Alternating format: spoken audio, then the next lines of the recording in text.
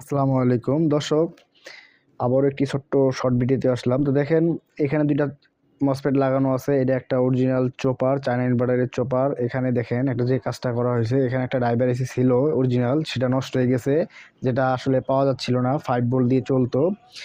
তো এর বিকল্প দেখেন আমি একটা সুন্দর একটা সার্কিট তৈরি করে নিয়েছি। দেখেন এখানে ছোট্ট করে সুন্দর করে একটা সার্কিট তৈরি করা আছে। একটা শর্ট ভিডিওর আগে হয়তো আপনারা অনেকে দেখেছেন। দেখেন আসলে এই মডিউলটাতে আপনার আউটপুট অ্যাডজাস্ট করা যায় এবং শর্ট সার্কিট হয়ে গেলে সেক্ষেত্রে আপনার অসিলেশন অফ হয়ে যায় অটোমেটিকই।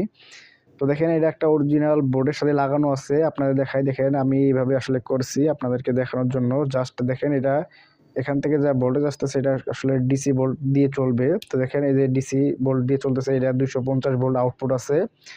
এটা হচ্ছে লো ভোল্টেজকে হাই ভোল্টেজ করতেছে, সেটাও কিন্তু এখানে দেখেন ডিসি হয়ে চলতেছে এই বাতিগুলো। আসলে এইভাবে যদি একটা ইনভার্টার চালান তাহলে আপনারা মোবাইল চার্জ, তারপর হচ্ছে এলইডি লাইট, এই ধরনের লাইট হ্যাঁ সুন্দরভাবে চালানো যাবে। অর্থাৎ ইন্ডাকশন সিস্টেমগুলো বাদ দিয়ে সম্পূর্ণ যে সিস্টেমগুলোতেই ডিভাইসগুলোই চলবে।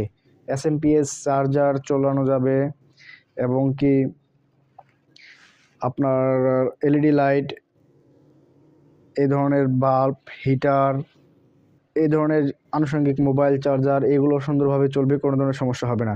আসলে এরপরে আমরা একটা এইচ ব্রিজ করে এরকম একটা বোর্ড তৈরি করব, আরেকটা বোর্ড যেটা এইচ ব্রিজ করে আসলে এই 250 ভোল্ট ডিসিকে আমরা 220 ভোল্ট এসিতে রূপান্তর করব। সেই বোর্ডটাও বানিয়ে আপনাদের দেখাবো। তো যারা এই ধরনের ভিডিওগুলো পেতে চান অবশ্যই আমার চ্যানেলটাকে সাবস্ক্রাইব করে রাখবেন। আর এই ধরনের সার্কিটগুলো আমাদের কাছে অ্যাভেলেবেল পেয়ে যাবেন। যাদের প্রয়োজন হবে আমাদের সাথে যোগাযোগ করতে পারেন। ধন্যবাদ সকলকে।